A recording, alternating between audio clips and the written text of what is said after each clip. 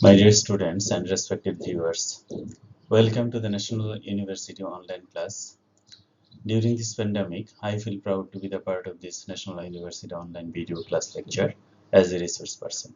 Please maintain the health rules. Today, I am going to present lecture on the subject management, program BBA Honors 4th year, course code 242603, name of course Financial Management in English, lecture number 9. Title of the lecture, Lease Financing, Chapter 6. I am Mohammad Shipon Mia, Associate Professor, Kumilla Victoria Government College, Kumilla.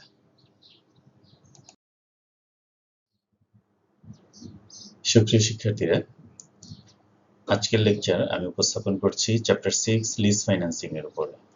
এই লেকচারটা যদি তোমরা মনোযোগ দিয়ে শোনো তাহলে তোমরা বলতে পারবে লিজ কাকে বলে, definition of lease, process of lease transaction, lease ট্রানজ্যাকশনের প্রক্রিয়াটা কি, টাইপস অফ লিজ, বিভিন্ন প্রকারের লিজ সম্পর্কে তোমরা এক্সপ্লেন করতে পারবে, operating lease versus financial lease, অর্থাৎ অপারেটিং লিজ এবং ফাইন্যান্সিয়াল লিজের মধ্যে পার্থক্য কি, advantages and disadvantages of lease, অর্থাৎ লিজের সুবিধা কি আর অসুবিধাগুলো কি কি, net advantage of leasing, leasing এর নেট অ্যাডভান্টেজ কি, অর্থাৎ লিজিং কেন আমরা নিব এবং লিজ নিলে আমাদের কি কি অ্যাডভান্টেজ হবে, লিজ ভার্সাস পারচেজ ডিসিশন, অর্থাৎ একটি প্রতিষ্ঠান কেন লিজ নিবে অথবা কেন সম্পত্তি বা অ্যাসেট ক্রয় করার সিদ্ধান্ত গ্রহণ করবে, এই বিষয়গুলি সম্পর্কে আমরা এখানে ডিটেইলস আলোচনা করব।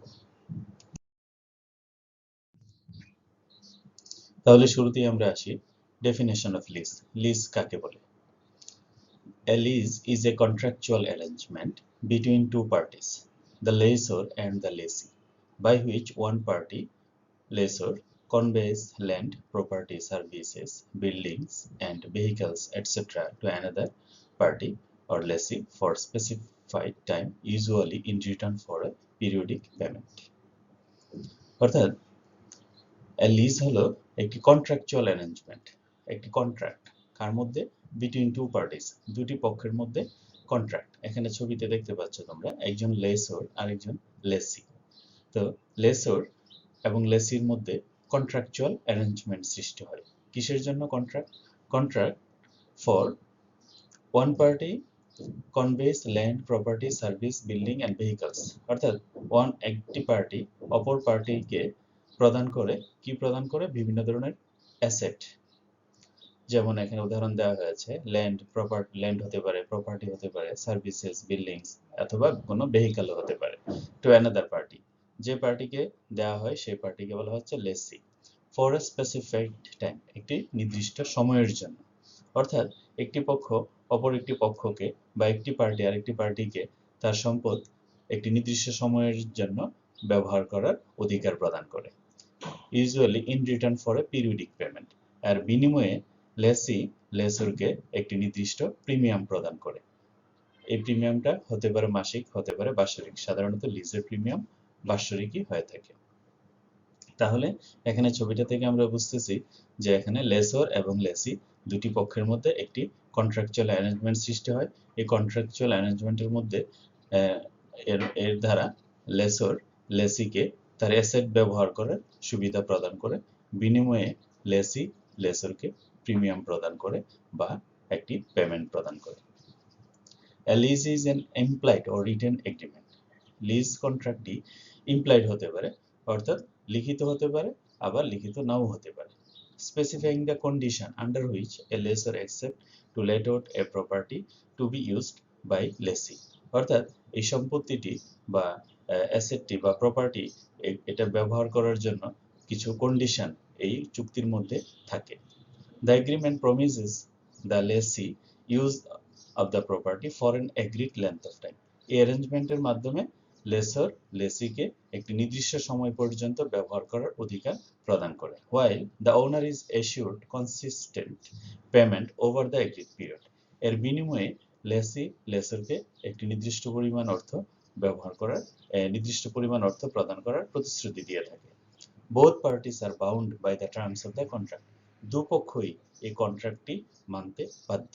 And there is a consequence if either fails to to meet the contractual obligation, এবং যদি কোনো পক্ষ এই কন্ট্রাকচুয়াল এগ্রিমেন্টের কোনো শর্ত পালনে ব্যর্থ হয় তাহলে এক পক্ষ আরেক পক্ষের বিরুদ্ধে ব্যবস্থা গ্রহণ করতে পারে। তাহলে আমরা এখানে বুঝতে পারলাম লিজ কাকে বলে। তাহলে তোমাদেরকে যদি জিজ্ঞেস করা হয় লিজ কি এবং লিজ কাদের মধ্যে সম্পাদিত হয় এবং লিজ কেন হয়ে থাকে, তাহলে তোমরা এই প্রশ্নগুলোর উত্তর এখান থেকে দিতে পারবে আশা করি।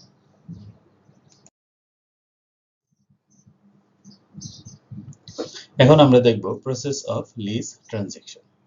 লিজ ট্রানজ্যাকশন একটি প্রক্রিয়া। তোমরা জানো প্রক্রিয়া কি? প্রক্রিয়া হলো এ গ্রুপ অফ অ্যাক্টিভিটিস। এই অ্যাক্টিভিটিস গুলো একটা আরেকটার সাথে ইন্টারলিঙ্কড, ইন্টাররিলেটেড, এবং সবগুলো অ্যাক্টিভিটিস যদি পর্যায়ক্রমে সম্পাদন করা হয় তাহলে একটি লক্ষ্য অর্জিত হয়। তাহলে লিজ যে কন্ট্রাক্ট, এটা আমাদের লক্ষ্য হলো দুই পক্ষের মধ্যে অর্থাৎ লেসি এবং লেসরের মধ্যে একটি কন্ট্রাকচুয়াল এগ্রিমেন্ট সৃষ্টি হয় এবং যে এগ্রিমেন্টের মাধ্যমে লেসি একটি নির্দিষ্ট সময় পর্যন্ত ওই প্রপার্টিটি ব্যবহার করার সুযোগ লাভ করে, বিনিময়ে লেসি লেসরকে প্রিমিয়াম প্রদান করে একটি নির্দিষ্ট সময় পর্যন্ত। তাহলে এই যে পুরো প্রক্রিয়াটি হলো একটি প্রসেস। তাহলে এই প্রসেসের মধ্যে কিভাবে বিভিন্ন অ্যাক্টিভিটিগুলো সংগঠিত হয় এই স্লাইডটাতে আমরা সেই বিষয়টাই ব্যাখ্যা করার চেষ্টা করছি। দেখো এখানে প্রসেস অফ লিজ ট্রানজ্যাকশনের শুরুতেই কি করতে হবে, দেখো ডিফাইনিং ইউর রিকোয়ারমেন্টস, অর্থাৎ একজন লেসি বা লেসর, সাধারণত একজন লেসি তার রিকোয়ারমেন্টস গুলো ডিফাইন করার চেষ্টা করে। তার কি ধরনের, তার প্রয়োজনটা কি, কোন ধরনের প্রপার্টি প্রয়োজন, কত দিনের জন্য প্রয়োজন, বিভিন্ন বিষয়গুলো ডিফাইন করার চেষ্টা করে। তাহলে ফার্স্ট কাজ হলো ডিফাইনিং দ্য রিকোয়ারমেন্টস। সেকেন্ড কাজ হলো drawing up an offer to lease, অর্থাৎ লিজ দেওয়ার সে কি লিজ দিবে বা লিজ নিবে সেই বিষয়টার উপরে সে একটা খসড়া তৈরি করবে। Drawing up an offer to lease, অর্থাৎ লিজ নেওয়ার জন্য অফার দিবে লেসি, আর লেসর কি করবে, লিজ দেওয়ার জন্য অফার করবে। তাহলে দুই পক্ষই এই কাজটা করবে। Determining if offer to lease conditions are met. Third স্টেজে এসে অফারের যে বিভিন্ন ধরনের কন্ডিশন গুলো আছে, অর্থাৎ লেসি তার কি কন্ডিশন আছে কিংবা লেসর তার কি কন্ডিশন আছে, এই কন্ডিশন গুলো উভয়ের কন্ডিশন গুলো ফুলফিল করছে কিনা সেই বিষয়টা ঠিক করবে। ড্রয়িং আপ দ্য লিজ, তারপরে লিজের বিভিন্ন কন্ট্রাক্ট গুলো ফাইনাল করবে, অর্থাৎ লিজ চুক্তিটাকে চূড়ান্ত আকারে বা লিজের কন্ডিশন বা লিজ পেমেন্ট কিভাবে হবে, ব্যবহার কিভাবে হবে, কত দিনের জন্য হবে, যাবতীয় বিষয়গুলো এখানে ফাইনাল করা হবে। তারপর রিভিউইং দ্য লিজ, তারপরে এইটার মধ্যে কোনো ধরনের সংশোধন করা প্রয়োজন আছে কিনা তা নির্ধারণ করবে, রিভিউইং দ্য লিজ। তারপর সাইন ইউর লিজ, তারপরে লেসি এবং লেসরের মধ্যে এই চুক্তিটা সম্পাদিত হবে, তখনই কন্ট্রাক্টটা সম্পূর্ণ হবে। তাহলে একটি লিজ চুক্তি কিভাবে হয়ে থাকে আমরা এই প্রক্রিয়াটার মাধ্যমে জানতে পারলাম। তাহলে তোমাদেরকে যদি জিজ্ঞেস করা হয় what is the process of lease transaction, একটি লিজ চুক্তি কিভাবে সম্পাদিত হয় সেটা ব্যাখ্যা করো, তাহলে আশা করি তোমরা বলতে পারবে। এখন আমরা দেখব টাইপস অফ লিজ। লিজ কত ধরনের হতে পারে। দেখো এখানে অনেক ধরনের লিজ আছে। তো মূল যে টাইপস গুলো সেগুলো হলো operating or service lease, financial or capital lease, sales and lease back, domestic lease, international lease or cross-border lease, direct lease and leverage lease। তাহলে এখানে আমরা দেখতে পাচ্ছি যে এখানে 7 ধরনের লিজ সাধারণত হয়ে থাকে। এগুলি ছাড়াও আরো লিজ আছে, তবে এই 7টি হলো মূল প্রকারভেদ। তো এখন আমরা এই প্রকারভেদগুলো সংক্ষেপে আলোচনা করব এবং যে প্রকারভেদগুলো বেশি গুরুত্বপূর্ণ সেগুলো আমরা একটু ডিটেইলস আলোচনা করার চেষ্টা করব। প্রথমে আসো অপারেটিং অর সার্ভিস লিজ। তো অপারেটিং এবং সার্ভিস লিজ বলতে কি বোঝায়? An operating lease is a contract that allows for the use of an asset but does not convey ownership rights of the asset. Operating lease হলো এমন একটি contract lesser এবং লেসির মধ্যে হয় যে কন্ট্রাক্টের মাধ্যমে লেসর লেসিকে তার অ্যাসেট বা তার প্রপার্টি ব্যবহার করার অনুমতি প্রাপ্ত হয়, কিন্তু এটার মালিকানা প্রদান করা হয় না। The leasing company is responsible for maintenance and insurance. এখানে যে কোম্পানিটা লিজ দিচ্ছে অর্থাৎ লেসর, সে তার প্রপার্টিটার মেইনটেনেন্স করার এবং ইন্স্যুরেন্স এই রেসপন্সিবিলিটিটা লেসরের উপর থাকে, লেসির উপরে যায় না। It is considered as a form of off-balance sheet financing, meaning a leased asset and associated liabilities are not included on a company's balance sheet. অর্থাৎ অপারেটিং লিজের ক্ষেত্রে যে লেনদেন সৃষ্টি হয় সেই লেনদেনটা কোম্পানির ব্যালেন্স শিটের অন্তর্ভুক্ত হয় না, এই জন্য এটাকে অফ ব্যালেন্স শিট ফাইন্যান্সিং বলা হয়। Lease payments are considered operating expenses and are expensed on the income statement. তো অপারেটিং লিজের ক্ষেত্রে লিজ পেমেন্টটা অপারেটিং এক্সপেন্স হিসেবে বিবেচিত হয়। অর্থাৎ লেসরকে যে এক নির্দিষ্ট সময় পর যে প্রিমিয়াম প্রদান করে বা লিজ পেমেন্ট প্রদান করে সেটা অপারেটিং এক্সপেন্স হিসেবে গণ্য করা হয়। আর অপারেটিং এক্সপেন্স তোমরা জানো যে অপারেটিং এক্সপেন্স ইনকাম স্টেটমেন্টে আসে, এটা ব্যালেন্স শিটে প্রদর্শিত হয় না। তো লিজ পেমেন্টটা অপারেটিং লিজের ক্ষেত্রে লিজ পেমেন্টটা অপারেটিং এক্সপেন্স হিসেবে কাউন্ট হয় এবং এটা ইনকাম স্টেটমেন্টে প্রদর্শিত হয়। এখানে যে চিত্রটা দেখো, এই চিত্রটার মধ্যে অপারেটিং লিজ দেখানো হয়েছে, যে এখানে হলো লেসর আর এখানে হলো lessee. Lessor owner of the asset আর লেসি হলো ইউজার অফ অ্যান অ্যাসেট। তাহলে লেসর অবশ্যই অ্যাসেটটার মালিক আর লেসি হলো এই অ্যাসেটটা ব্যবহার করার মালিক বা ব্যবহার করার অধিকার প্রাপ্ত ব্যক্তি। আর দুই পক্ষের মধ্যে কি হয়? কন্ট্রাকচুয়াল এগ্রিমেন্ট হয়। Lesser allows the LAC to use the asset for a particular duration. এখানে লেসর লেসিকে একটি সুনির্দিষ্ট সময় পর্যন্ত ব্যবহার করার অধিকার প্রদান করে এই অপারেটিং লিজের ক্ষেত্রে। তাহলে অপারেটিং লিজের মধ্যে কি হয়? শুধুমাত্র তার যে প্রপার্টিটা একটি নির্দিষ্ট সময়ের জন্য ব্যবহার করার অধিকার প্রাপ্ত হয় লেসি। এটা হলো অপারেটিং লিজ। তাহলে এখানে অপারেটিং লিজের যে বিভিন্ন বৈশিষ্ট্যগুলো আছে, অফ ব্যালেন্স শিট আইটেম এবং ইনকাম স্টেটমেন্টে লিজ পেমেন্ট দেখানো হয়, এই বিষয়গুলো আশা করি তোমরা বুঝতে পেরেছো। প্রিয় শিক্ষার্থীরা, আমরা এখন দেখব ফাইন্যান্সিয়াল লিজ। লিজগুলির মধ্যে ফাইন্যান্সিয়াল লিজ হলো অন্যতম। Financial lease refers to the lease where the finance company owns the asset. Financial লিজে ফাইন্যান্স কোম্পানিগুলো অ্যাসেটের মালিকানা থাকে। During the tenure of the lease, lease চলাকালীন সময়ে বা লিজিং যে কন্ট্রাকচুয়াল এগ্রিমেন্টে লিজের যে পিরিয়ড থাকে সেই পিরিয়ডে লিজ প্রপার্টির মালিকানায় থাকে ফাইন্যান্সিয়াল কোম্পানিগুলো। Lessor holds the responsibility of maintenance, taxes and insurance.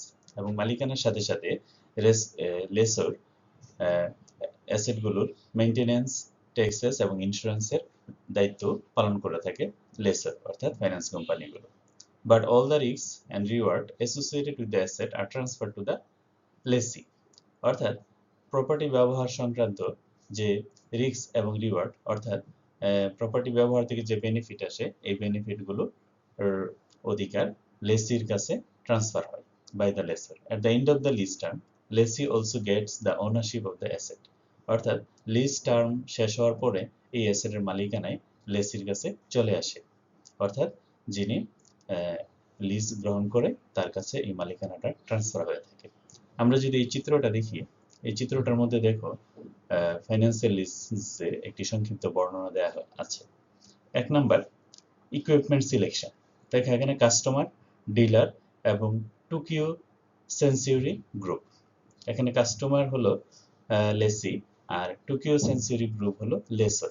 অর্থাৎ কাস্টমার টোকিও কোম্পানির কাছ থেকে একটি অ্যাসেট বা প্রপার্টি ইকুইপমেন্ট সে লিজ নেবে। তাহলে কাস্টমার কি করে? দেখো, প্রথম কাস্টমার ডিলারের কাছে সে কোন ধরনের ইকুইপমেন্ট নিবে সেই ইকুইপমেন্টটা সিলেকশন করে ডিলারের কাছে সিলেকশন করে। আর এদিকে দেখো দুই নাম্বার হলো লিজ কন্ট্রাক্ট। এই যে ইকুইপমেন্টটা সিলেক্ট করে সেই ইকুইপমেন্টের সংক্রান্ত লিজ কন্ট্রাক্ট সৃষ্টি হয় কার মধ্যে? কাস্টমার এবং টোকিও সেঞ্চুরি গ্রুপ, অর্থাৎ লেসর এবং লেসির মধ্যে লিজ কন্ট্রাক্ট হয়। 2 নাম্বার। থার্ড হলো sales contract. Tokyo century group এবং ডিলার, অর্থাৎ ইকুইপমেন্টের যে ডিলার তার মধ্যে এবং ফাইন্যান্স কোম্পানির মধ্যে একটা সেলস কন্ট্রাক্ট সৃষ্টি হয়। অর্থাৎ এই ইকুইপমেন্টটা যে দিবে কাস্টমারের কাছে, তো এই কাস্টমারের ইকুইপমেন্টটা সংক্রান্ত ডিলার এবং ফাইন্যান্স কোম্পানির মধ্যে কন্ট্রাক্ট হয়, সেলস কন্ট্রাক্ট। 4 নম্বর হলো ডিলার ইকুইপমেন্টটা ডেলিভারি দেয় কার কাছে? দেখো ফাইন্যান্স কোম্পানির কাছে কিন্তু এটা ডেলিভারি দিচ্ছে না, এটা ডেলিভারি দিচ্ছে কার কাছে? কাস্টমারের কাছে। 4 নাম্বার। তারপর 5 নম্বর হলো কাস্টমার পেমেন্ট অফ লিজ ফি, অর্থাৎ কাস্টমার তাকে লিজ পেমেন্ট করে একটি নির্দিষ্ট সময় পর পর, যাকে আমরা লিজ প্রিমিয়াম বা লিজ পেমেন্ট বলে থাকি, ইনস্টলমেন্ট আকারে কাস্টমার টোকিও সেঞ্চুরি গ্রুপকে লিজ পেমেন্ট করে। তারপরে 6 নাম্বার হলো পেমেন্ট ফর ইকুইপমেন্ট। আর ফাইন্যান্স কোম্পানি কি করে? ফাইন্যান্স কোম্পানি ডিলারকে সে যে ইকুইপমেন্টের সাপ্লাই দিল সেই ইকুইপমেন্টের জন্য সে তাকে পেমেন্ট করে, ডিলারকে। 6 নাম্বার। 7 নাম্বার হলো আফটার সেল সার্ভিস, অর্থাৎ ডিলার কাস্টমারকে আফটার সেল সার্ভিস হিসাবে প্রদান করে থাকে, যাকে আমরা মেইনটেনেন্স কস্ট বা আফটার সেল সার্ভিস বলে থাকি। অর্থাৎ ইকুইপমেন্টটা ইউজ সংক্রান্ত যে কোনো ধরনের সার্ভিসের প্রয়োজন হলে ডিলার সেটা কাস্টমারকে প্রদান করে থাকে। এখন এই কাস্টমার মেইনটেনেন্স ফিটা কাস্টমারও ডিলারকে প্রদান করতে পারে, আবার সেঞ্চুরি গ্রুপ অর্থাৎ ফাইন্যান্স কোম্পানিগুলিও ডিলারকে প্রদান করতে পারে। এখানে চুক্তির মধ্যে এটা বলা থাকে। আর দেখো, টোকিও সেঞ্চুরি গ্রুপ সে যে কাস্টমারের কাছ থেকে সে যে পেমেন্টটা পেয়ে থাকে, লিজ পেমেন্টটা পেয়ে থাকে, এটার জন্য সরকারকে তাকে কি দিতে হয়? ট্যাক্স দিতে হয়। অর্থাৎ সে যে আয় করে থাকে সেই আয়ের উপরে payment of fixed asset taxes, অর্থাৎ সরকারকে এখানে ট্যাক্স দিতে হয়।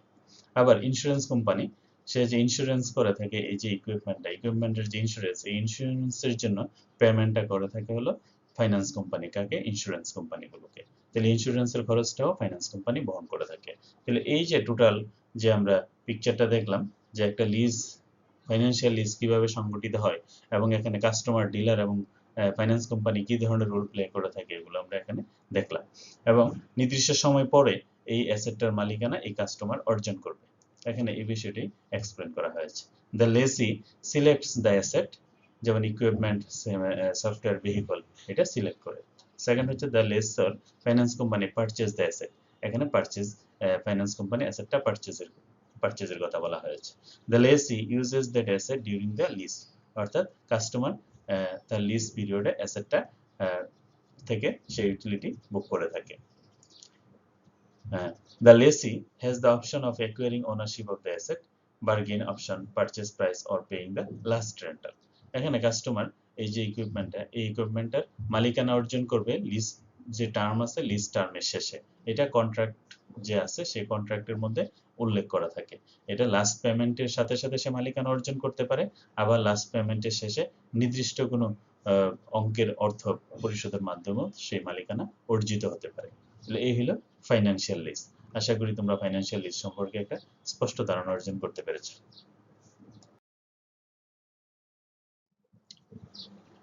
এখন আমরা দেখব lease back or sale and lease back. এটি হলো থার্ড টাইপ লিজ। লিজের আমরা অনেকগুলো প্রকারভেদ দেখছি, সেখানে আমাদের থার্ড টাইপ হলো lease back or sale and lease back. এটা দুইটা নামে এটাকে অভিহিত করা হয়। তো সেল এবং লিজ ব্যাক দেখো এখানে, it is a financial transaction in which one sells an asset and leases it back for the long term. Therefore, one continues to be able to use the asset but no longer owns it. অর্থাৎ এই lease back কন্ট্রাক্টের মাধ্যমে একজন ব্যক্তি ইকুইপমেন্টটা বা property ব্যবহার করার অধিকার তার মধ্যে অক্ষুণ্ণ থাকে, কিন্তু তার মালিকানা থাকে না। আমরা এখানে এক্সাম্পলটা মাধ্যমে আমরা বিষয়টা আরো ক্লিয়ার করে এক্সপ্লেন করতে পারি। যেমন ধরো এখানে সেলার অর্থাৎ অ্যাসেটের যে মালিক বা প্রপার্টির যে মালিক, তিনি এটা কি করেন? বায়ারের কাছে সেল করে দিচ্ছেন, সেলস প্রপার্টি।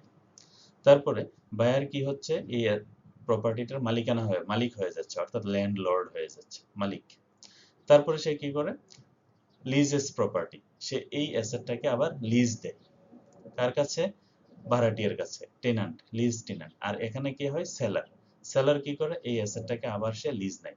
অর্থাৎ যে প্রপার্টিটা সেলারের ছিল, সেলার এটা বিক্রি করে দিয়ে তার স্ট্যাটাস পরিবর্তন হয়ে সে টেনান্ট হয়ে গেছে, অর্থাৎ ভাড়া নিয়ে সে লেসি হয়ে যাচ্ছে। আর বায়ার যে ক্রেতা, সে এটা কিনে সে এটার মালিক হয়ে যাচ্ছে। তাহলে এইভাবে তার অ্যাসেটটা কিন্তু সে যে ব্যবহার করতো, অ্যাসেটটা এই ব্যবহার করার অধিকারটা কিন্তু তারই থেকে যাচ্ছে, মাঝখান দিয়ে তার মালিকানাটা আর থাকছে না। অর্থাৎ সে বিক্রি করে দিচ্ছে অ্যাসেটটা, বিক্রি করে দিয়ে সে আবার এই অ্যাসেটটাই সে কি করছে? সে লিজ নিয়ে নিচ্ছে, অর্থাৎ নিজের ব্যবহার করার জন্য। এই যে অবস্থাটা, এটা কি বলা হচ্ছে? Sale and lease back. আশা করি তোমরা এই প্রকারভেদটা বুঝতে পেরেছো। তারপর হলো ডোমেস্টিক লিজ। Domestic lease. তো এই কথাটার মধ্যে এটার অর্থটা লুকানো আছে, ডোমেস্টিক। ডোমেস্টিক মানে দেশের ভিতরে। When all the parties to the lease agreement, buyers, lessor, lessee and the equipment supplier are domiciled or belongs to the same country is called as a domestic lease। অর্থাৎ domestic lease এবং international lease এই দুইটা একটি দেশের geographical লোকেশনের উপরে জড়িত। অর্থাৎ এখানে লিজ, লেসি, লেসর এবং ইকুইপমেন্ট সাপ্লায়ার বা এই লিজের সাথে যে সকল পার্টিগুলি সম্পৃক্ত সেই পার্টিগুলোর দেশ যদি একই হয়, অর্থাৎ সবাই যদি একই দেশের অধিবাসী হয়, যেমন সবাই যদি বাংলাদেশের অধিবাসী হয়, তাহলে এই লিজটাকে বলা হবে ডোমেস্টিক লিজ। আর অপরপক্ষে এই লিজটা যদি পার্টিগুলো যদি একাধিক দেশের হয়ে থাকে, অর্থাৎ তারা ডোমিসাইলড বা একাধিক দেশের বাসিন্দা হয়ে থাকে, তাহলে এই লিজটাকে বলা হবে ইন্টারন্যাশনাল লিজ। তাহলে এখানে লিজের আসলে কোনো স্পেসিফিক কোনো কন্ডিশন নাই, শুধুমাত্র লিজের সাথে সংশ্লিষ্ট পার্টিগুলোর নাগরিকত্বর উপর ভিত্তি করে লিজগুলিকে দুই ভাগে ভাগ করা হয়েছে, দুই ভাগে ভাগ করা যায়, একটা ডোমেস্টিক লিজ আর একটা ইন্টারন্যাশনাল লিজ। তাহলে আমরা সংক্ষেপে বলতে পারি, যদি সকল পার্টিগুলো একই দেশের অধিবাসী হয় তাহলে এটা ডোমেস্টিক লিজ, আর এক বা একাধিক পার্টি যদি ভিন্ন ভিন্ন দেশের হয় তাহলে সেটাকে বলা হচ্ছে ইন্টারন্যাশনাল লিজ। আশা করি বুঝতে পেরেছি।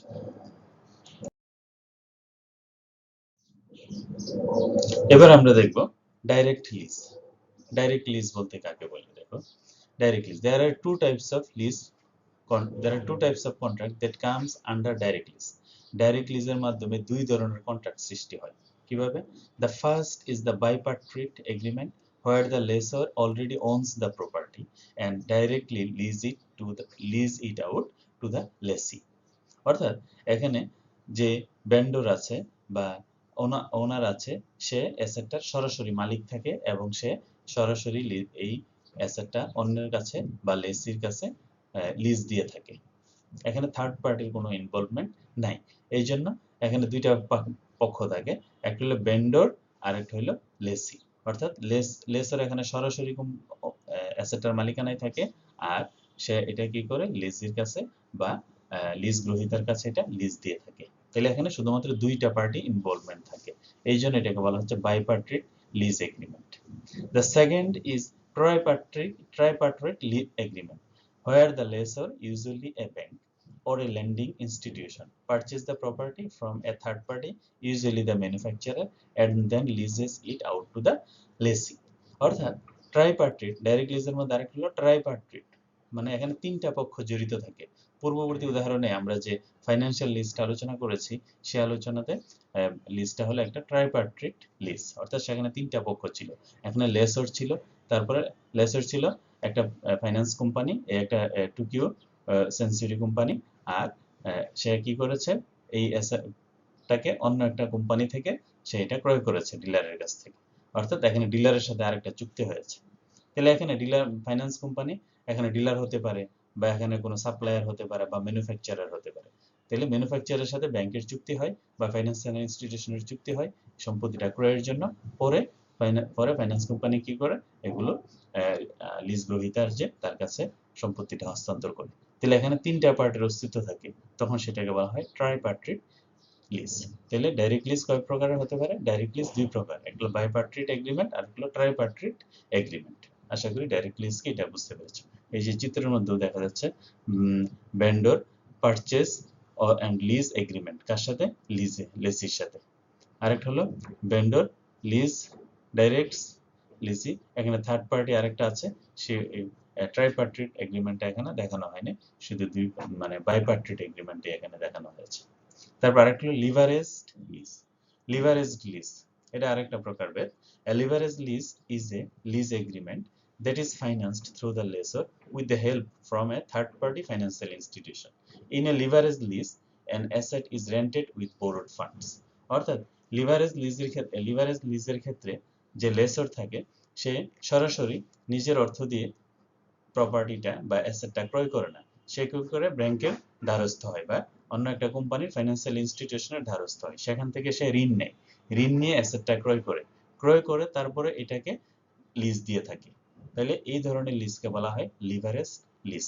এখানে যে ডাইরেক্ট লিজের ক্ষেত্রে যেমন মালিকানা, সরাসরি মালিকানা অর্জিত হয়, লেসর সরাসরি মালিকানা থাকে, কিন্তু লিভারেজ লিজের ক্ষেত্রে লেসর সরাসরি মালিকানায় অর্জন করে না, লিজার একটা ফাইন্যান্স কোম্পানির কাছ থেকে ঋণ নিয়ে ঋণের অর্থ কিস্তিতে পরিশোধ করবে, সাধারণত করে থাকে।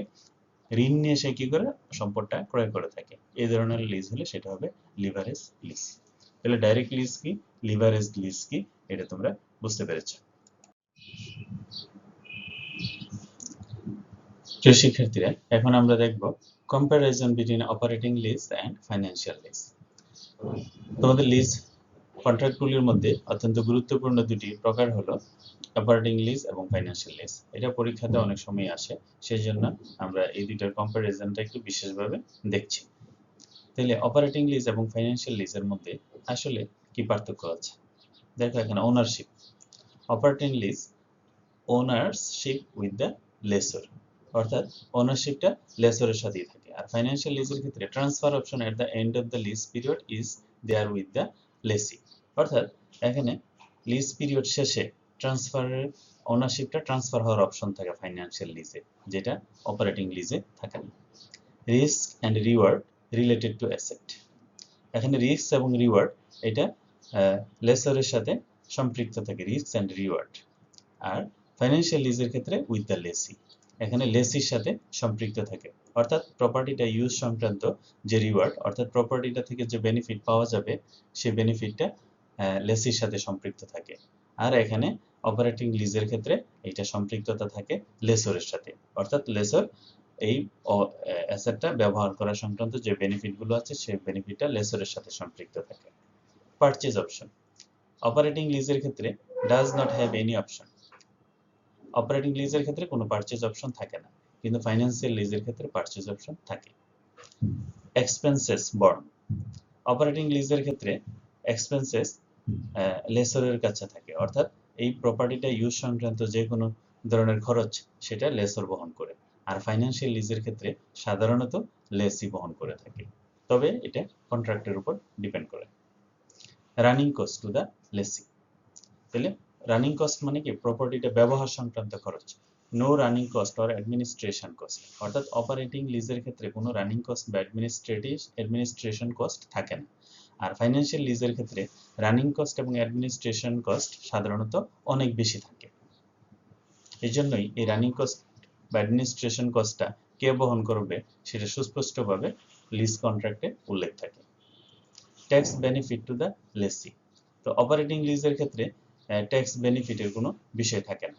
No depreciation can be claim, এখানে অপারেটিং লিজের ক্ষেত্রে কোনো ডেপ্রিসিয়েশন ক্লেম করার কোনো সুযোগ নেই। কিন্তু ফাইন্যান্সিয়াল লিজের ক্ষেত্রে দেখো interest and depreciation both claimed. Financial লিজের ক্ষেত্রে প্রপার্টিটা ব্যবহার সংক্রান্ত ইন্টারেস্ট বা ডেপ্রিসিয়েশন এটা পার্টিগুলো ক্লেম করতে পারে। সাধারণত ডেপ্রিসিয়েশন যে ফাইন্যান্সিয়াল লিজের যে লেসর সেইটা দাবি করে থাকে। আশা করি তোমরা এটা বুঝতে পেরেছো। এখানে দেখো ক্যাপিটাল লিজ এবং অপারেটিং লিজ, তো ক্যাপিটাল লিজ বলতে এখানে ফাইন্যান্সিয়াল লিজকে বোঝানো হচ্ছে, আর অপারেটিং লিজ তো তোমরা জানোই কি। এখানে দেখো এই দুইটা সার্কেল দিয়ে এই দুটো লিজকে এক্সপ্লেন করা হয়েছে। তো এই যে এই অংশটা হলো পার্থক্য, এই অংশটা হলো পার্থক্য, আর এই দুটো হলো সিমিলারিটিস, অর্থাৎ আমরা আরেকটু এক্সপ্লেন করি ডিটেলস। যেমন capital lease treated as lessee's assets, capital লিজের ক্ষেত্রে অ্যাসেটটাকে লেসিস অ্যাসেট বা লিজ গ্রহীতার অ্যাসেট হিসেবে বিবেচনা করা হয়। Recorded in the balance sheet, capital লিজের অ্যাসেটটাকে বা প্রপার্টিটাকে ব্যালেন্স শিটে রেকর্ড করা হয়। Records depreciation and interest expense, depreciation এবং ইন্টারেস্টটাও রেকর্ড করা হয়।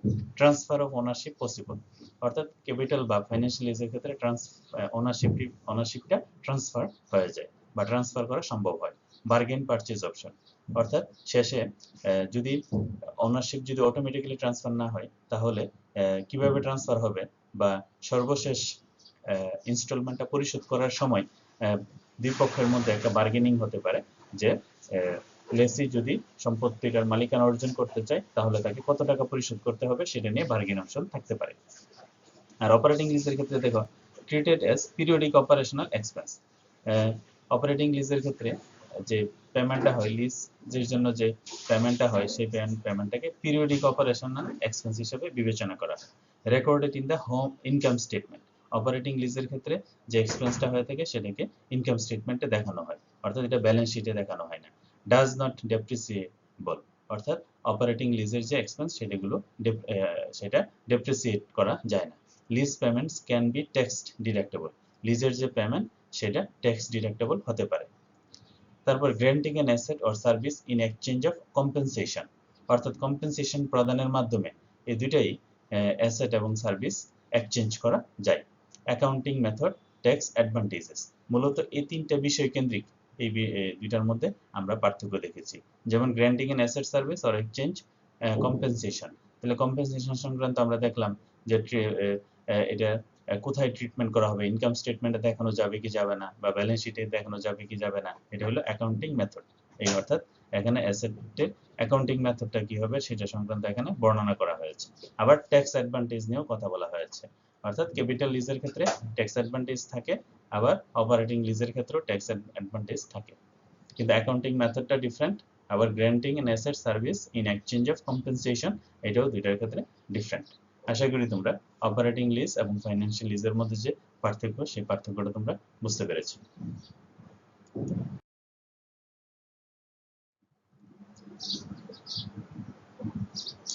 এবার আমরা দেখব advantages and disadvantages of leasing. তো লিজিং এর অ্যাডভান্টেজও আছে আবার ডিসঅ্যাডভান্টেজও আছে। তো অ্যাডভান্টেজ গুলো কি কি? অ্যাডভান্টেজ গুলো হলো balanced cash flow, quality assets, better uses of capital, tax benefit, off balance sheet debt, better planning, low capital expenditure, no risk of obsolescence, termination rights, এগুলোকে অ্যাডভান্টেজ হিসেবে বিবেচনা করা হয়। তাহলে অ্যাডভান্টেজগুলো আমরা একটু ডিটেইলস যদি আলোচনা করি। ব্যালেন্স ক্যাশ আউটফ্লো, অর্থাৎ একটি প্রতিষ্ঠান তার ইনভেস্টমেন্টের ক্ষেত্রে আমরা জানি যে লং টার্ম ইনভেস্টমেন্ট বা ক্যাপিটাল বাজেটিং এর ক্ষেত্রে কোম্পানি এককালীন অনেক অর্থ বিনিয়োগ করতে হয়, হ্যাঁ, তারপরে সেইটা থেকে লং টার্ম অ্যাডভান্টেজ লাভ করে। কিন্তু লিজের ক্ষেত্রে তাকে এককালীন অনেক অর্থ বা অনেক ক্যাপিটাল তাকে বিনিয়োগ করার প্রয়োজন হয় না, হ্যাঁ, তারপরে তার এই যে এককালীন তাকে প্রচুর অর্থ বিনিয়োগ করতে হয় না, কিন্তু তাকে যে লিজ পেমেন্ট করতে হয় সেটাও অপেক্ষাকৃত কম থাকে, এবং অ্যাসেট থেকে সে যে বেনিফিট আসবে সেই বেনিফিটটাও সাথে একটা সামঞ্জস্য থাকে, অর্থাৎ খুব বেশি ব্যয় করতে হয় না, কিন্তু খুব বেশি ব্যয় না করেও কোম্পানি স্বল্প মেয়াদে কি হতে পারে, এই অ্যাসেটটা থেকে সে বেনিফিট অর্জন করতে পারে। এই জন্য এটাকে বলা হচ্ছে ব্যালেন্সড ক্যাশ আউটফ্লো, অর্থাৎ খুব বেশি ক্যাশ আউটফ্লো এখানে হয় না। কোয়ালিটি অ্যাসেটস, কোম্পানি এখানে তার নিজের ইচ্ছা মতো, তার নিজের পছন্দ মতো সে অ্যাসেট সংগ্রহ করতে পারে, লিজ নিতে পারে। এই জন্য এখানে কোয়ালিটি এনশিওর করার সুযোগ সৃষ্টি হয়। Better uses of capital, company তার যে ক্যাপিটাল আছে সেই ক্যাপিটালটা ভালোভাবে ব্যবহার করতে পারে। তার একটা অ্যাসেটের মধ্যে বা একটা প্রপার্টির মধ্যে তার পুরো ক্যাপিটাল ইনভেস্ট না করে সে তার সুবিধা মতো তার বেটার অপশনটা চয়েস করতে পারে। লিজের মাধ্যমে সে তার একাধিক অ্যাসেটের প্রয়োজন হতে পারে, সে একাধিক অ্যাসেট, তার সবচেয়ে যে জরুরি যে অ্যাসেট সেই অ্যাসেটটাতে সে বিনিয়োগ করতে পারে, আর অপরপক্ষে কম গুরুত্বপূর্ণ অ্যাসেটটা সে লিজ নিতে পারে। ট্যাক্স বেনিফিট, লিজিং এর ক্ষেত্রে সবচেয়ে বেশি অ্যাডভান্টেজ যেটা সেটা হলো ট্যাক্স বেনিফিট, অর্থাৎ লিজিং থেকে কোম্পানি ট্যাক্স বেনিফিট অর্জন করতে পারে। অফ ব্যালেন্স শিট ডেট, অর্থাৎ লিজিং এর যে ডেট সেই ডেটগুলো ব্যালেন্স শিটে দেখানো হয় না, যার ফলে কোম্পানির ব্যালেন্স শিটে ডেট সংক্রান্ত প্রভাব পড়ে না। বেটার প্ল্যানিং, কোম্পানি লিজ অপশনটা কোম্পানির প্ল্যানকে আরো অধিকতর উন্নত করতে সহায়তা করে, এই জন্য এটাকে বেটার প্ল্যানিং বলা হয়।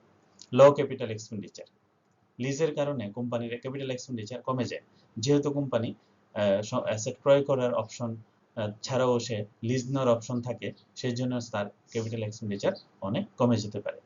নো রিস্ক অফ অবসোলেসেন্স, যেহেতু কোম্পানি তার পছন্দ মতো সম্পত্তি এখানে ব্যবহার করতে পারে এবং সে যে কোনো সময়ই লিজকে টার্মিনেট করতে পারে, সেই জন্য কোম্পানি তার পছন্দের অ্যাসেট বা যুগোপযোগী যে অ্যাসেট আছে সেই অ্যাসেটটা সে সংগ্রহ করতে পারে।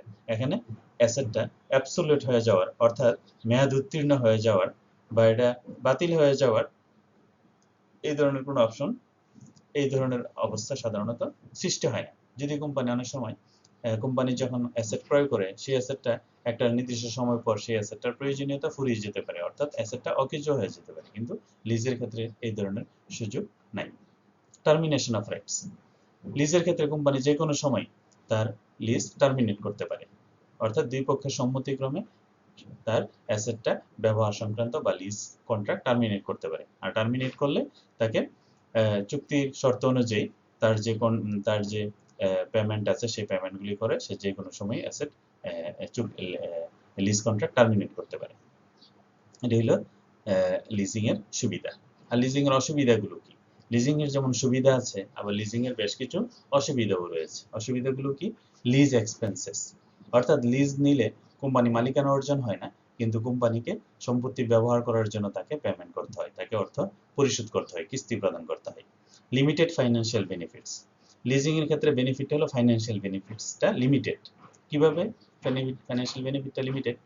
আমরা জানি যে অ্যাসেটের যদি মালিকানা অর্জন করে কোম্পানি, এটা থেকে কোম্পানি অ্যাসেট থেকে যে ডেপ্রিসিয়েশন আছে সেই ডেপ্রিসিয়েশনের উপর কোম্পানি ট্যাক্স সেভিংস পেয়ে থাকে, মেইনটেনেন্স কস্ট থেকে ট্যাক্স সেভিংস পেয়ে থাকে।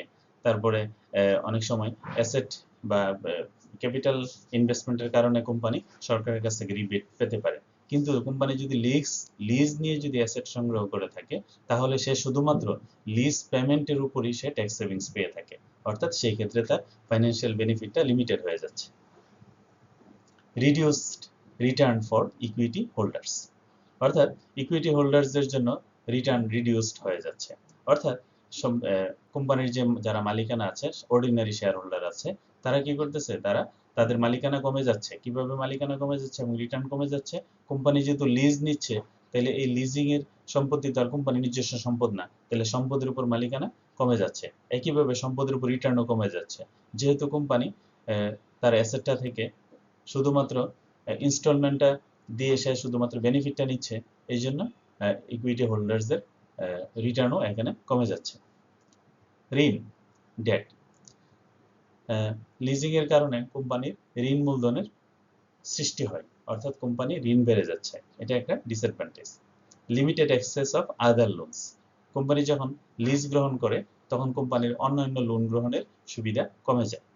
প্রসেসিং অ্যান্ড ডকুমেন্টেশন, লিজের ক্ষেত্রে কোম্পানির অনেক ধরনের ডকুমেন্টেশন করতে হয় এবং লিজ গ্রহণ প্রক্রিয়াটাও একটা জটিল প্রক্রিয়া। অনেক সময় এই জটিল প্রক্রিয়াগুলো সম্পাদন করতে হয় কোম্পানিকে লিজ অপশনের ক্ষেত্রে, সেই ক্ষেত্রে কোম্পানির অনেক সময় শ্রম এবং এক্সপার্টাইজ অর্জন করতে হয়। নো ওনারশিপ, লিজের ক্ষেত্রে কোম্পানি শুধুমাত্র সম্পত্তিটা ব্যবহার করার অধিকার লাভ করে, এখানে ওনারশিপ সাধারণত অর্জন করে। Maintenance of the asset, company অ্যাসেটের মালিক না হয়েও তাকে সম্পত্তিটার দেখাশোনা করতে হয়, রক্ষণাবেক্ষণের খরচ করতে হয়, যদিও এটা চুক্তির উপর ডিপেন্ড করে কোম্পানি কিভাবে এটার মেইনটেনেন্স বহন করবে। লিমিটেড ট্যাক্স বেনিফিট, তো কোম্পানি শুধুমাত্র এখানে তার যে ইনস্টলমেন্ট আছে, পেমেন্ট ইনস্টলমেন্ট আছে, এটার উপরই ট্যাক্স বেনিফিট পেয়ে থাকে। সে ডেপ্রিসিয়েশনের উপরেও কোনো ট্যাক্স বেনিফিট পায় না, বা মেইনটেনেন্স কস্টের উপরে সাধারণত যেহেতু লেসর বহন করে থাকে অধিকাংশ সময়, সেই জন্য কোম্পানিরও অ্যাডভান্টেজ খুব একটা থাকে না, তো লিমিটেড ট্যাক্স বেনিফিট সে পেয়ে থাকে। তাহলে এই হলো আমাদের লিজিং এর অ্যাডভান্টেজ এবং ডিসঅ্যাডভান্টেজেস। আশা করি তোমরা এটা বুঝতে পেরেছো। এবার আমরা এক্সপ্লেইন করব net advantages, net advantage to leasing, NAL, net advantage of leasing. Net advantage of leasing কি? এখানে নেট অ্যাডভান্টেজ অফ লিজিং এই কনসেপ্টটা দেখো একটু। Net advantage to leasing refers to the total monetary savings that would potentially result from a person or a business choosing to lease an asset as opposed to purchasing it outright. আসলে এখানে কি বোঝাচ্ছে কথাটা দিয়ে? Net advantage leasing refers to the total monetary savings, অর্থাৎ net advantage কোম্পানির monetary savings এর সাথে সম্পৃক্ত। মনিটারি সেভিংস অর্থাৎ আর্থিক যে সঞ্চিতি বা আর্থিক যে সেভিংস অর্জন করে সেটার সাথে সম্পৃক্ত, এবং এটা কি থেকে সৃষ্টি হয়? potentially resulted from the person or business choosing to lease an asset as opposed to purchasing it outright, অর্থাৎ কোম্পানি যে তার যে সম্পত্তিটা আছে বা প্রপার্টিটা আছে, এই প্রপার্টিটা লিজ নেওয়া থেকে সৃষ্টি হতে পারে বা পারচেজিং থেকে সৃষ্টি হয়। তো এখানে নেট অ্যাডভান্টেজ টু লিজিং বলা হচ্ছে। তো নেট অ্যাডভান্টেজ টু লিজিং হলো কোম্পানি সম্পত্তিটা ক্রয় করলে সম্পত্তিটা থেকে যে বেনিফিটেড হইতো, কোম্পানি লিজ নেওয়ার ফলে তার চেয়ে বেশি বেনিফিটেড হয়। এই যে দুইটা বেনিফিটের যে পার্থক্য, সেই বেনিফিটের পার্থক্যটাই হলো net advantages up to leasing. এখানে দেখো আমরা একটা এক্সাম্পলের মাধ্যমে আমরা এই বিষয়টা দেখানোর চেষ্টা করছি। এখানে কস্ট অফ লিজিং, অর্থাৎ কোম্পানি যখন লিজ নেয়, এই লিজিং থেকে কোম্পানির যে কস্ট হয়, দেখো এখানে ইকুয়েশন দিয়ে দেয়া আছে, when lease payment is made at the end of the year, when lease payment is made in advance, অর্থাৎ এখানে লিজিং এর কস্ট এখানে বের করা হচ্ছে। এখানে cost of leasing, company lease নিলে কি কস্ট সৃষ্টি হবে এটা। আবার কোম্পানি যদি সম্পত্তিটা ক্রয় করে, তাহলে ক্রয় করলে তার যে খরচ হবে সেটার মূল্য। তো এই দুইটার মূল্যে কোন খরচটা কোম্পানির কম? এখন লিজিং এর খরচটা যদি কম হয়, কস্ট অফ লিজিং যদি কস্ট অফ বাইং থেকে কম হয়, তাহলে কোম্পানির নেট অ্যাডভান্টেজেস টু লিজিং এর সৃষ্টি হয়। অর্থাৎ কস্ট অফ লিজিং যদি কস্ট অফ বাইং থেকে কম হয়, তাহলে কোম্পানির এনএএল পজিটিভ হয়। আর এনএএল যখন পজিটিভ হয়, তখনই কোম্পানি লিজিং এর সিদ্ধান্ত গ্রহণ করে থাকে। অপরপক্ষে কোম্পানির কস্ট অফ লিজিং থেকে যদি কস্ট অফ বাইং কম হয়, তাহলে কোম্পানির নেট অ্যাডভান্টেজ সৃষ্টি হয় না, কোম্পানির বরং লিজ নিলে লস হবে। তাহলে সেই ক্ষেত্রে কস্ট অফ বাইং যদি ছোট হয়, তাহলে কোম্পানি লিজ নিবে না, কোম্পানি তখন সম্পত্তি বা প্রপার্টি ক্রয় করার সিদ্ধান্ত গ্রহণ করবে। আশা করি নেট অ্যাডভান্টেজ অফ লিজিং এই জায়গাটা দিয়ে বুঝতে পেরেছ। তাহলে এখানে আরেকটা উদাহরণ দেখো, নেট অ্যাডভান্টেজ অফ লিজিং সমান সমান present value of cost of leasing minus present value of cost of owing. তোমরা এই ফর্মুলাটা নেট অ্যাডভান্টেজ অফ লিজিং বের করার সময় তোমরা এই ফর্মুলাটা ব্যবহার করবে। Present value of cost of leasing, অর্থাৎ এই যে cost of leasing, present value of cost of leasing minus present value of cost of buying, এই দুইটার পার্থক্যই হলো নেট অ্যাডভান্টেজ অফ লিজিং। তাহলে এই যে উদাহরণটা দেখা যাচ্ছে, এখন নেট অ্যাডভান্টেজ অফ লিজিং হলো $18,751। তাহলে এটা হলো পজিটিভ। তাহলে কোম্পানির কি এটা কি লিজ নেওয়া উচিত? এই প্রপার্টিটা কি লিজ নেওয়া উচিত? তোমরা কি মনে করো? তোমরা অ্যান্সার দাও এটা। এখানে আমরা আরো কিছু ইনফরমেশন এখানে আছে, দেখো। The benefits of leasing are usually determined by the comparing the net present value of purchasing the asset outright to the net present value of leasing it. তাহলে আমরা এখানে দেখতে পাচ্ছি যে নেট অ্যাডভান্টেজ অফ লিজিংটা প্রকাশ করছে কি কাকে? বেনিফিটকে। The benefits of leasing, leasing এর বেনিফিটকে। এখানে বেনিফিটটা কি? বেনিফিটটা হলো এই যে আমরা ইকুয়েশনটা এখানে দেখালাম, cost of leasing minus cost of buying. অর্থাৎ কস্ট অফ লিজিং এরটা, লিজিং এর কস্ট কম হবে, আর কস্ট অফ বাইং এর, অর্থাৎ দুইটা কস্টের মধ্যে যেটাতে কম কস্ট হবে সেটাই আমাদের জন্য বেনিফিটেড। কস্ট অফ লিজিংটা যখন কস্ট অফ বাইং থেকে কম হবে, তখনই আমাদের নেট অ্যাডভান্টেজ অফ লিজিং এর সৃষ্টি হবে। তাহলে এখানে the benefit of leasing are usually determined by the comparing the net present value of purchasing the asset outright to the net present value of leasing it. আমরা এখানে এটাই এই যে সমীকরণ আকারে দেখানোর চেষ্টা করছি। Under the lease agreement, the user agrees to make periodic payments to the owner in exchange for the use of asset. অর্থাৎ লিজ এগ্রিমেন্টে আমরা জানি যে পিরিয়ডিক ইনস্টলমেন্টের মাধ্যমে কোম্পানি বা লেসর থেকে অ্যাসেটটা ব্যবহার করার অধিকার লাভ করে থাকে। আর এই অধিকার লাভ করার জন্য যে পেমেন্টটা করে থাকে, এই পেমেন্টটাই হলো মূলত কস্ট অফ লিজিং। অপরপক্ষে কস্ট অফ বাইং হলো কোম্পানি অ্যাসেটটা ক্রয় করে, তাকে এখানে একটা ক্যাপিটাল ইনভেস্ট করতে হয়, এবং ক্যাপিটাল ইনভেস্ট করতে হয়, আবার অনেক সময় লোন নিয়ে কোম্পানি অ্যাসেটটা ক্রয় করে, সেক্ষেত্রে লোনের ইনস্টলমেন্ট বা ইন্টারেস্ট পেমেন্ট করতে হয়। তো এরকম মেনটেনেন্স কস্ট সহ, ডেপ্রিসিয়েশন সহ আরো বিভিন্ন ধরনের খরচ বহন করতে হয় কোম্পানিকে। এই সবগুলো খরচের সমন্বয় হলো কস্ট অফ বাইং। তো এই কস্ট অফ বাইং এবং কস্ট অফ লিজিং দুইটাই কোম্পানির খরচ। লিজিং নিলেও কোম্পানির খরচ হবে, বাইং করলেও অর্থাৎ পারচেজ করলেও কোম্পানিকে খরচ বহন করতে হবে। সেই ক্ষেত্রে কোম্পানি দেখবে তার কম খরচ কোনটা। কম খরচ যদি লিজিং হয়, তাহলে সে লিজিং এর অপশন গ্রহণ করবে। আর এটাকে বলা হচ্ছে নেট অ্যাডভান্টেজ অফ লিজিং।